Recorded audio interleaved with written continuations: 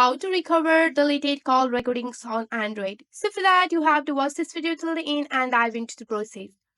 First of all, you have to navigate to your gallery. So if you have recorded your screen recorded through your device here, just navigate to your gallery. Once you are on your gallery, just go for the album, and here you have to just go for the other album, and you can see the screen recording option here.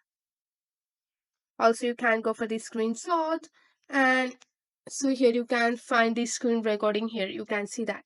After finding your screen recording, if you have deleted this screen recording here, just go back and navigate to your trash bin. And here on your trash bin, you can easily recover this screen recording video from your gallery.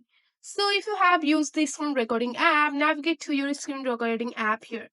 Once you are on your screen recording app here, you have to wait for it to process here. You can see that. And after that, here you can see the trash icon, which is on the top right corner of the screen. Just go for that. And here you can see that the trash is empty. And if you have any trash available, then you can easily recover from this. That's it for today. If you like this video, please hit that like button and subscribe for more. I will see you in the next one. Thank you.